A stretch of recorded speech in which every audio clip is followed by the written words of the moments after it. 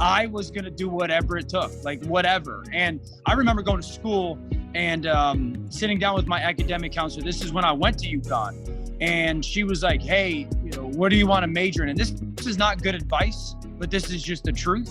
She was like, what do you want to do academically? And I was like, I'm here to play football.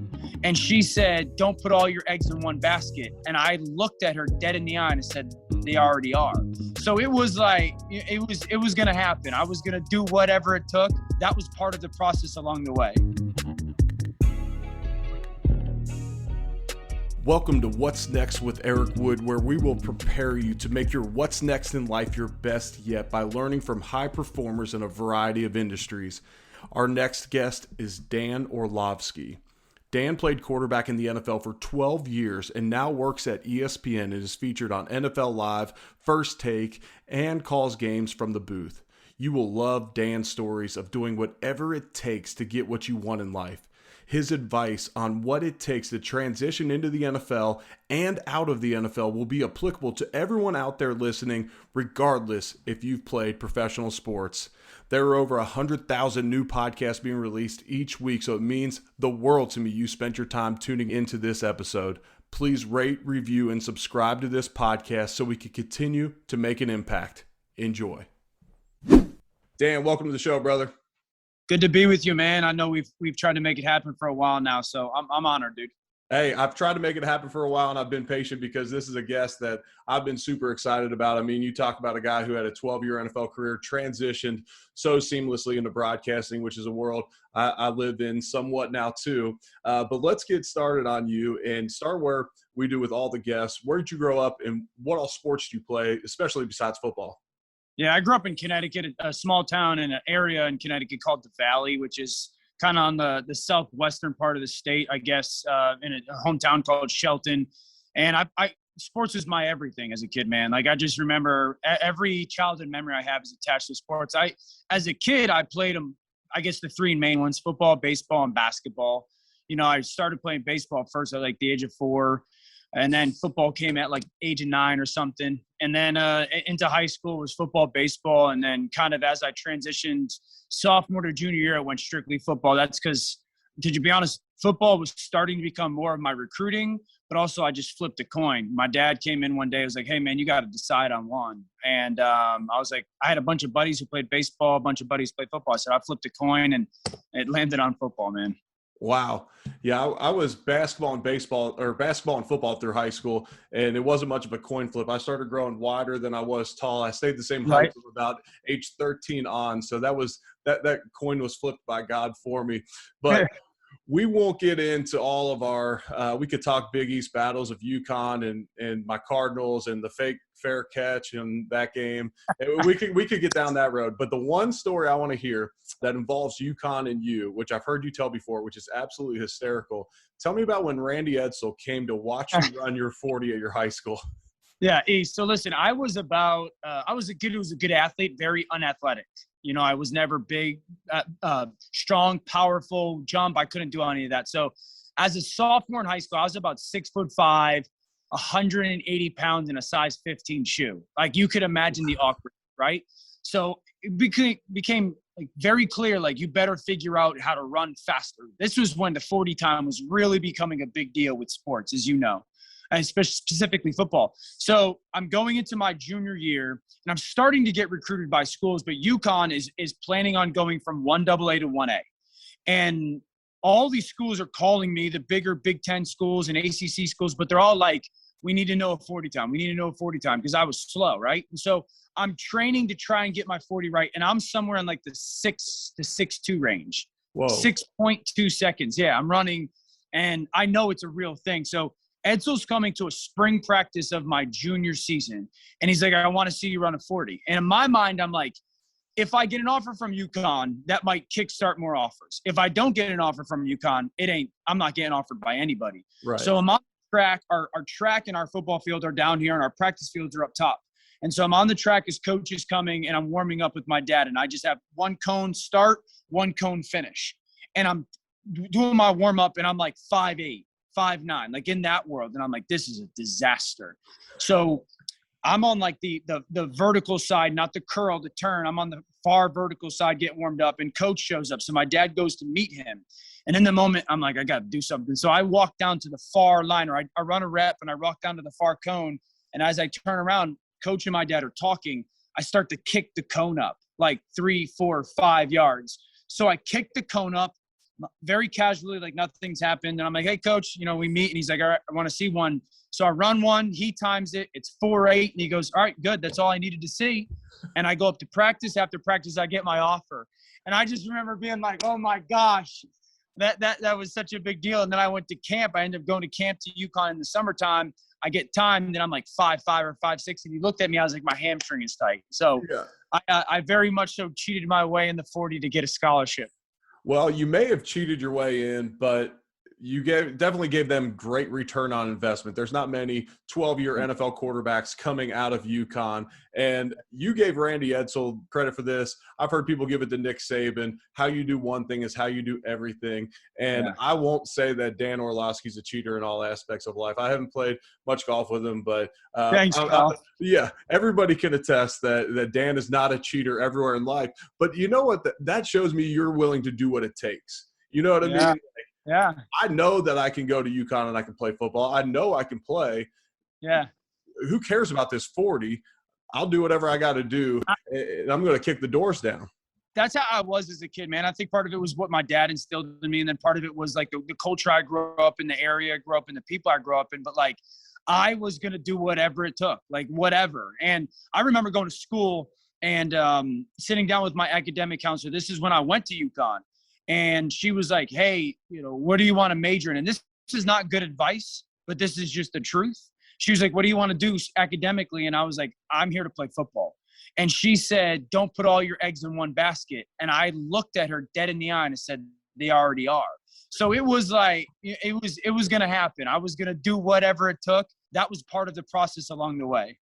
No, I'm with you. And that's how you got to approach things in life. I signed up to be an engineering major at the University of Louisville. I was in a workout, maybe my third workout when I got onto campus, and Bobby Petrino walks into the weight room, beelines towards me. And that's never a good thing with Coach Petrino. Sure. He's not coming in there to tell me how impressed he is with how hard I'm working. And he looked at me and said, do you want to be an engineer or a football player? And I said, a football player. He said, go change your major. I said, you got it. I walked in. I said, what should I change my major to? The academic advisor said, I don't know. What are you thinking? We started talking. I ended up a political science major, and I had nothing to do with politics. All that did was drive me even further from politics. But, I ended up a poli-sci major, but playing in the NFL. But it worked out. No doubt. So you played 12 seasons in the NFL. Training camps are getting going right now. For rookies that are transitioning into the NFL, what advice would you have for them? Just what's one quick piece of advice you could give them if they want to stick around in the league? Be patiently impatient. You got to do those things at the same time. Like, you got to be patient and understanding that it doesn't happen overnight. You didn't get to the NFL because you flipped a switch or you snapped your fingers and you developed or got faster or stronger or smart. Like, that didn't happen overnight, and it doesn't happen like that in the NFL. But you also have to be impatient with how you go about your business, like how you go about your work. Like, there has to be an urgency. And I know we use the cliche like every day, but that's just the truth in the NFL. There has to be an urgency, and you know this, like every day you have to go out and attack that day. And you have to work with an urgency, because most guys aren't first round picks and aren't going to get a level of leniency. And so, like, having that mindset at the same time of understanding that it takes time to get where you want to get, and it's not going to happen overnight, and you're not going to become a pro overnight.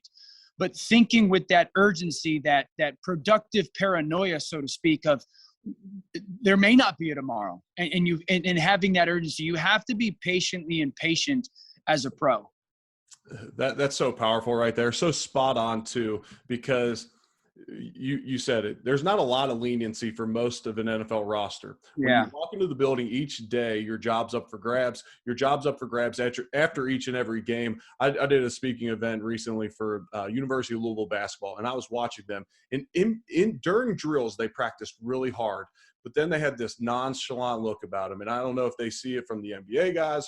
And I said, I know you guys think this is cool, and I'm not picking on you guys. I said, I know you think this is cool, but you know where it's not cool at the next level? Because if you might see James Harden walk like that in between drills because he can, but like Yeah. the rest of the roster doesn't, because Yeah. when the owner walks in the building, when the GM walks in, your job's up for grabs every single day. That was great. I would tell I would tell kids this all the time too, because I'd be in locker rooms, as you know, and they'd come in and be like, hey, I was in year 10 or 11, 12, and they were like, how did you do it? And I would tell them, I didn't focus on having a 12-year career. I was fortunate. Have a good day. Like, try to have a good day in camp. Because what happens if you have one good day, then the next day, just try to have a good day. And then you look back and you're like, man, I just had a good week of training camp. If that's your focus. And then all of a sudden you look back and be like, oh, I made the team. I had a good camp. And then all of a sudden you look back and you're like, oh, I just had a good rookie year. Right? It's just and then you'll look back 12 years later and like, man, that's a good career. You know, it's you don't look at the result. You don't look at the end game. You just try to stay where you are. And if you have a good day, great. If you have a bad day, great. You just try to have a good day.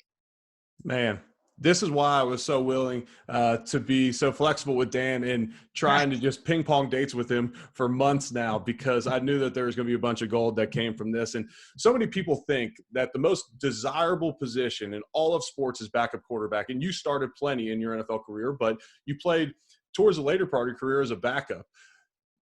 Maybe enlighten those out there where maybe it's not all sunshine and rainbows as a backup quarterback in the NFL. Because the work that you put in, you have the opportunity to reap the results of it. And I don't. Backups didn't.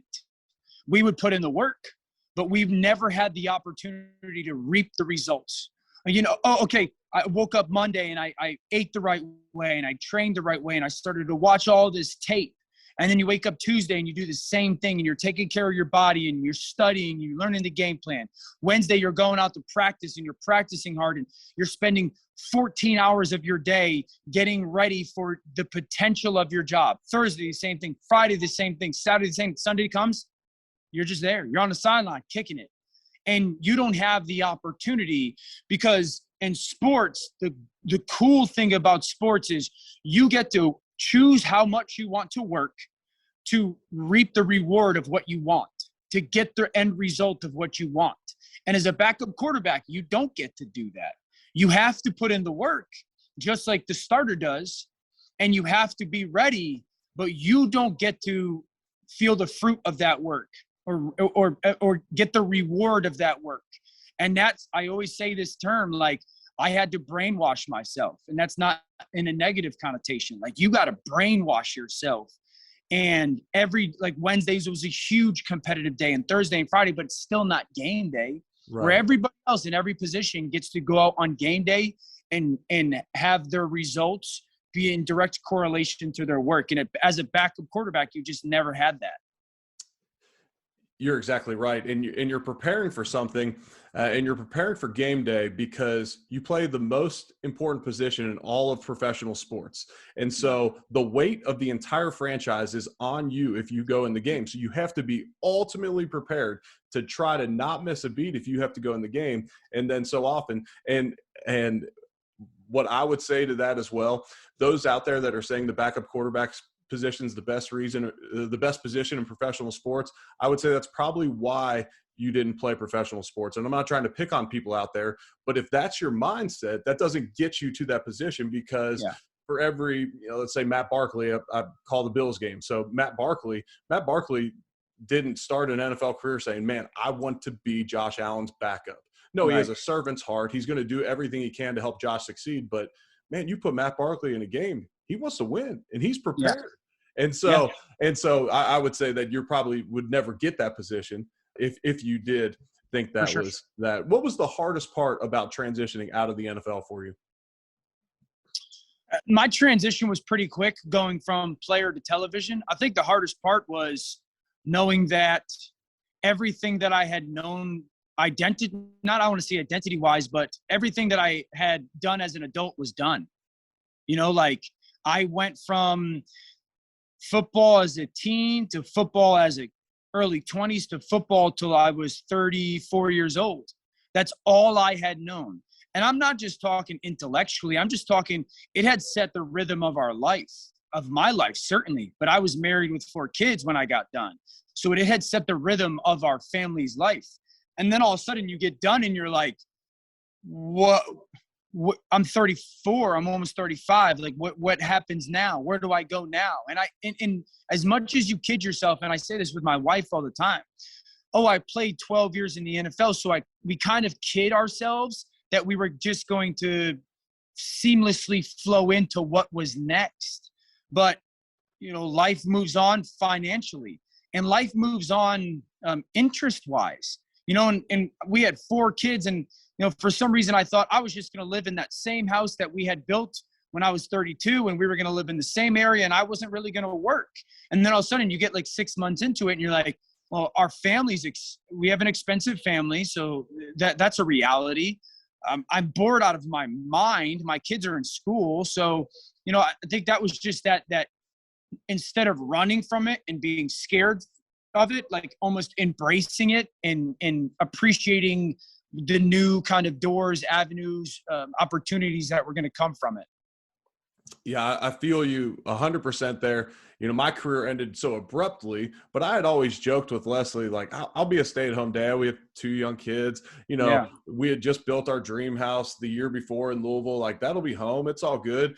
I'll be content to play golf and show up in charity scrambles. And I've heard you say before, if you're not wired to be a stay-at-home dad, and I have the utmost respect to stay-at-home moms, that's a 24/7 job. I'm just not a stay-at-home dad. I wish I was wired that way. I'd have so much more contentment and peace in my life. So you transitioned into broadcasting, getting on TV, but that season prior to you being on TV, I saw you all over Twitter making homemade videos in your living room, and they were excellent breakdowns. It was great stuff. When you were doing that, was that because of a lack of opportunity? Were you trying to sharpen your skills? What was that process like for you? That was me kicking the cone ahead of my 40-yard dash, to be honest with you. Like that was, I believed that, one, people desired that content when it came to stuff. 2, I loved it. Again, I was a high school kid that was really slow. So watching tape and learning about the little things of tape became like my love language. I went to UConn. When we were there, we were always going to be less talented than everybody else. So how are we going to close that talent gap? Studying tape, figuring out what you were going to do before you did it. So I knew, and then I could get us into ideal situations. And then I was a backup for my whole career, for most of it. So like learning different offenses, I wasn't going to play. So how was I going to impact our organization to prove me worthy of the job? So all the intellectual aspect of the football stuff, I had a really good grasp on. Played in a bunch of different offenses, learned a bunch of different schemes, and that was kind of my wheelhouse. So I felt people wanted it. I was really comfortable, and I felt like nobody in the world could do it that way. I honestly didn't. I didn't think that anybody in the world could do what I was doing, and social media was free. And so I did it once to my wife's kind of conviction. She was like, you should do this. It happened Sunday Night Football. I remember it was Carolina versus Miami. Miami was bringing all out pressure. Cam saw it, changed the play at the line of scrimmage, wide receiver screen, touchdown. And in the moment, I'm like, dude, that is dope. Like if people knew how cool that was. And she was like, make a video. Okay, so I do the phone thing. Turn my phone sideways, mute the television, walk people through it, post it on social media. And I did not think social media was a thing back then. I wasn't a fan of it. And it went viral. And in that moment, I was like, that's my end. That's the thing that I show that I can do and nobody else can do it. And so that it just became something that I was doing. It gained traction. It opened up the door for me. Peter Schrager from NFL Network called me. He was like, can you come do this on Good Morning Football? That's a no-brainer for me. And it really snowballed from there. If you didn't make the correlation to the 40-yard dash, I was going to afterwards, because that was you doing whatever it took to get into the industry, and you could do it from home. And there's so many people out there that are utilizing social media through this time, and there's so many people that are out there fighting for what they want, and I give you credit for it, and I agree you are the best. My favorite one you've ever done, and this is just because it was on the TV copy. I didn't see it, and when you showed it, it was the throwback pass to Eric Fisher. And he wiped his gloves off on Mahomes' towel before the play. Like, but they also shielded him because if the defensive lineman saw him over there messing with his gloves. That was my favorite one. I mean, I made the biggest deal about that in our household. I was like, Les, you got to see this. I said, I can do a lot of what Dan does. I'm not as good looking as him. I'm not as well spoken. I don't know all the ins and outs of the quarterback position, but a lot of it I can do. I said, this is money. Like, this right here is incredible.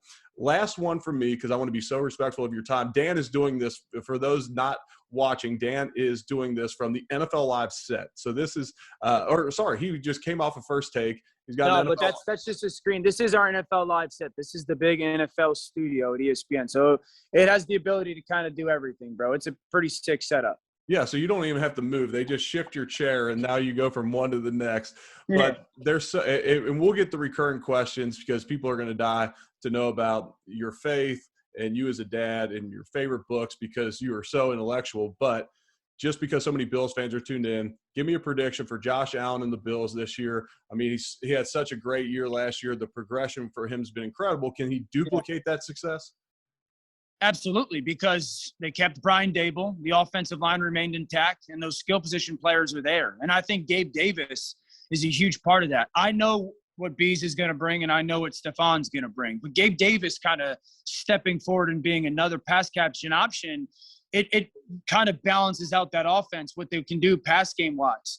And I think we've seen this from Josh, And I remember when Josh was coming out, I had some questions. Okay, can he handle the protections and his eye discipline? And he's just grown so much from that. And I remember a buddy of mine who grew up around him was just raving about his work ethic. And he was like, I'm just telling you, this kid is maniacal in his work ethic. And I love when a player goes, I'm really good at X, but I know what I need to work on, and they just attack it with like this psychotic type of mindset. And it seems like Josh has done that. And so I only expect him to – people continue to point to last year. I went back and watched 2019. And if you go watch like the last 10 games of 2019, he's lights out as well. I think in his last 30 starts, he's got like 76 touchdowns and 13 picks. It's pretty incredible. So I would say this. The Buffalo Bills are the number one threat to the Kansas City Chiefs. I think that they can match up toe-to-toe for them. If there's three teams in the AFC that have a quarterback that can go toe-to-toe with Mahomes, Buffalo's one of them, and I don't know if there's three. So, I expect them to absolutely be playing in the Final Four. Well, Bills fans would love to hear that because there's no one more intellectual on the quarterback position working in media than you. So, Dan, I appreciate your time. Thank you for taking time to pour into me, pour into these listeners. You have such an incredible story of work ethic, determination, getting where you're at, putting your foot in the ground, but then being an all-around great person, great dad, great husband. That's what it's all about. Thank you so much, brother. You're a good man, bro. I appreciate those words. Thank you.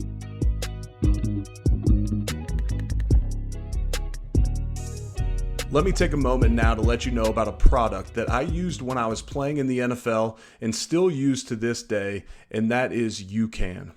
UCAN fueled me while I was playing with its patented super starch that does not spike your blood glucose, gives you consistent energy, and controls cravings.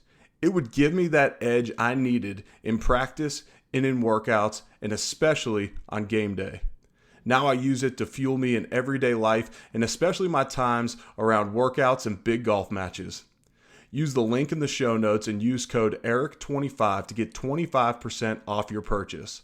Go live your optimal life by using the best energy source out there, and that is from the products by UCAN.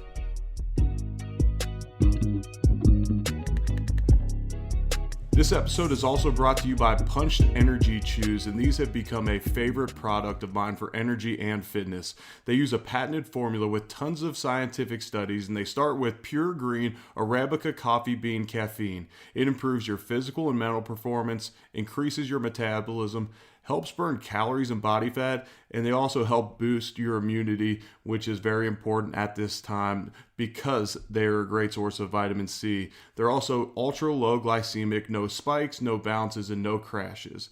What you're going to do is go to punchedenergy.com, use code ERICWOOD20 for 20% off. Give them a try, link in the show notes.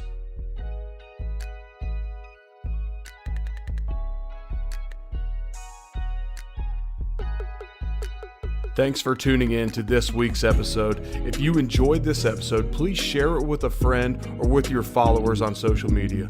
Also, shoot us a rating and support the sponsors whose information is in the show notes. Until next time, as I tell my daughter before she leaves for school every day, spread some joy and make it the best day ever.